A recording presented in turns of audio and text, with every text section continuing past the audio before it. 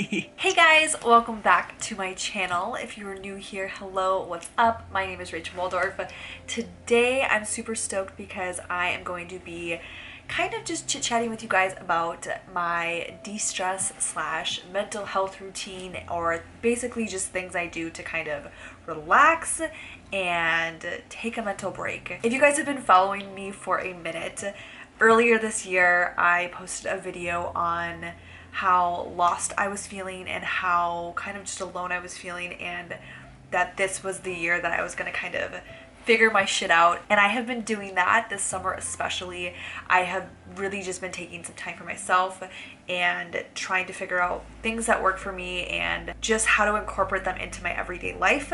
So if you guys are curious on how I de-stress, how I take care of my mental state, then just keep watching. Okay, you guys, so the first thing that I do is I write every single morning. I try to, at least. And don't get me wrong, I miss days here and there, but for the most part, I do pretty good. I've been doing this for about 2 months, and I wake up and I just write 3 pages of stream of consciousness. I just write anything that comes to mind. I don't put any pressure on myself to make it good or to have the correct spelling or punctuation. I just write. I find that when I do this, my day just goes a little bit smoother.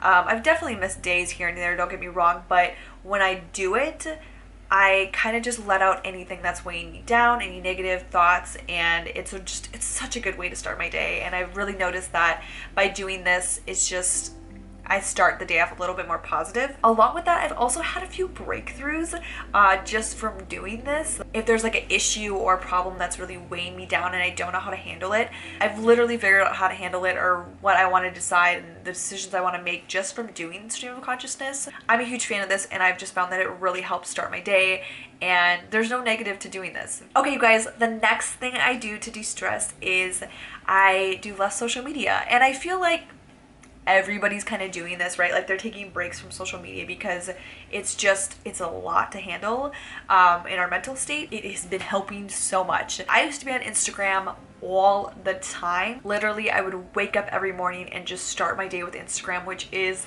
so unhealthy and so bad for you to do. So I just do less social media. I have an iPhone, and I actually have a timer set on my phone. It's a really easy thing to do. For all my social media, I have a 2-hour limit, which is still actually a lot of time a day spent on social media. Once that 2-hour limit hits, I'm essentially locked out, and it really, what this has done is just made me so much more aware with how much time I'm spending on social media and how much it affected me. Like, I thought I was just like a strong enough person to be like, no, like, social media doesn't affect me. I love it. I don't need to take a break from it. But now that I have taken a break from it, it is wonderful. It is awesome. And I can't really see myself not having a timer. Another thing I've done is shut off notifications for Facebook and Instagram.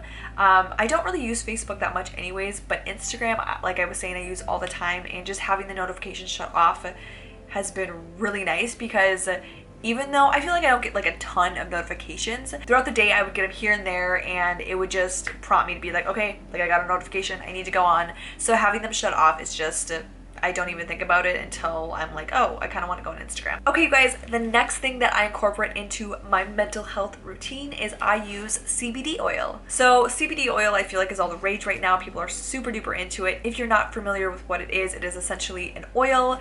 You can take it in your mouth. You can use it as a topical. CBD is not psychoactive, so it does not mess with your head really. Like, you don't get a head high from CBD oil. You kind of just get like a body relaxation feeling when you use it. I find that if I'm feeling really anxious or stressed, this is the one thing that really helps me just chill out, relax, and still go about my day. It's really important, and I cannot stress it enough. If you use CBD oil, make sure you're getting a very clean, pure form of it. There's a reason for its price point, and the ingredients need to be clean, and you want to make sure you're not really using any chemicals. So the 2 brands that I absolutely adore are DAZEY CBD oil and 2 Cranes. The people behind these brands are real, they're great, they are sourcing from great places, and they are creating really strong, good products. If you're interested in dabbling into CBD oil, I definitely recommend DAZEY or 2 Cranes. Both are amazing. I find that when I'm stressed, it's a great thing that I like to incorporate into my everyday life. Okay, you guys, my 4th tip is I like to go on long walks or car rides. This is something that I have done literally since high school. If I was feeling stressed, I would go on long car rides, blast music, and it just totally relaxed me. Now that I live in a city, I go for a ton of walks. I find that going for long walks really helps with inspiration. If I'm feeling just like super unmotivated, going for a walk, listening to some music really helps me kind of like, okay, put me in a place where I'm like inspired again. I don't know what it is about going for walks or going for car rides, but it's extremely therapeutic and you get some you time. So if you can, go for a walk, go for a car ride, listen to some good music, listen to nature, and relax. Okay, you guys, and the last thing that I started to incorporate into my mental health routine is I started going to Reiki. Okay, so Reiki is actually really hard to define, so I'm letting Google do this for me. So Reiki, a healing technique based on the principle that the therapist can channel energy into the patient by means of touch to activate the natural healing processes of the patient's body and restore physical and emotional well-being. That sums it up pretty well. If you guys don't know this about me already, I'm a very spiritual person, and I was really hesitant to try this, but I actually found a Groupon to try it, and I was blown away when I first did it, and I've just done it ever since. I love it. I started doing it once a month now. I know there's a lot of skeptical people out there, but it has been something that has really, it has been one thing in my life that has really just helped me get into a deep state of relaxation. If I'm feeling stressed or if I'm feeling just like out of alignment, I go to my Reiki healer and she just totally makes me feel relaxed and a little bit more put together and internally just like sound. I don't know how to explain it. It's definitely an experience, and I know when I tell people about it, they are very skeptical, but it's just something that if you're interested in, I feel like you should try it. I will put my Reiki healer, if you're in the Seattle area, down below. She's absolutely incredible, and it is something that every month I get to look forward to, and I absolutely love it. Anyways, guys, that kind of concludes this video. I hope that you liked it. Mental health is really important, and it's something that I've really, like, for the first time started to take care of and started to put at the front of my to-do list. So I hope that you guys do too. It's a huge thing. Don't disregard it, and it's really important to talk about. You should never feel ashamed for talking about mental health. We get one life, and let's make it a good one. Anyways, guys, thank you so much for watching. If you liked the video, give it a thumbs up. Subscribe if you aren't already, and I will see you guys very soon. Okay, bye.